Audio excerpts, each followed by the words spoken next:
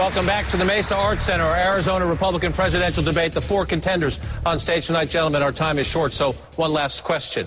9 states have voted so far. We talked a bit earlier about the volatility in the race. The people of Arizona vote Tuesday, Michigan on Tuesday, Wyoming and Washington State, then Super Tuesday beyond that. 14 states over the next 10 days or so. Republican voters are clearly having a hard time. I want to close with this question. Help the voters who still have questions about you. What is the biggest misconception about you in the public debate right now? Congressman Paul, we'll start with you, sir. I would say the perpetuation of the myth by the media that I can't win. And the totally ignoring some statistics that showed it to be the opposite. Just recently there was a poll in Iowa, and it matched all the 4 of us up against Obama. And guess what? I did the very best. So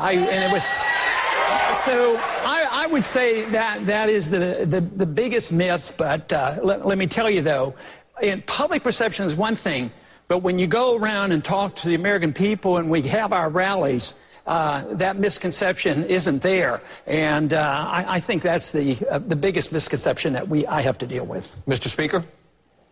I think that the fact is that the American public are really desperate to find somebody who can solve real problems. I think that's why it's been going up and down and why you've had all sorts of different folks as front runners. And all I can say is that my background of having actually worked with President Reagan, then having been Speaker, if there was one thing I wish the American people could know about me, it would be the amount of work it took to get to welfare reform, a balanced budget, a 4.2% unemployment rate, and that you've got to have somebody who can actually get it done in Washington, not just describe it on the campaign trail. Governor Romney? We've got to restore America's promise in this country, where people know that with hard work and education that they're going to be secure and prosperous and that their kids will have a brighter future than they've had. For that to happen, we're going to have dramatic fundamental change in Washington, D.C. We're going to have to create more jobs, have less debt, and shrink the size of government. I'm the only person in this race. Is there a misconception about you? The question is a misconception. A lack of, you get to ask the questions you want. I get to give the answers I want. And, fair enough. And I believe that there's a whole question about what do we need as the person that should be president? What's their position on this issue? Who can be the toughest going after Obama? But what we really need, in my opinion, is to say who can lead the country through the kind of fundamental change we have in front of us. And we have people here who all have different backgrounds. I spent 25 years in the private sector. I worked in business. I worked in helping turn around the Olympics. I worked in helping lead a state. I believe that kind of background and skill is what's essential to restore the American promise. If people think there's something else in my background that's more important, they don't want to vote for me, that's their right. But I believe I have the passion, the commitment, and the skill to turn America around, and I believe that's what's needed. Senator Santorum.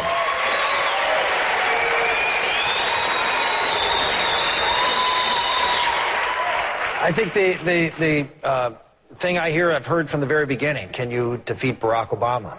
And if you want to look at the people on the stage, we're going to be running against a president who's going to have the national media behind him. He's going to have more money, a lot more money, because he isn't having to spend a penny in the primary.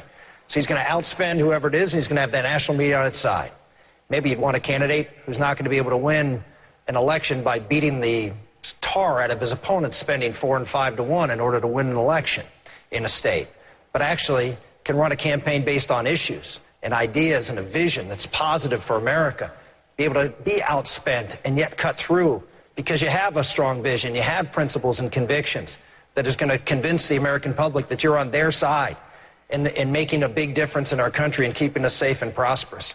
So we're looking for I think people are, they're looking for someone who can do a lot with a little, run a campaign on a shoestring and win a bunch of states and rise in the polls.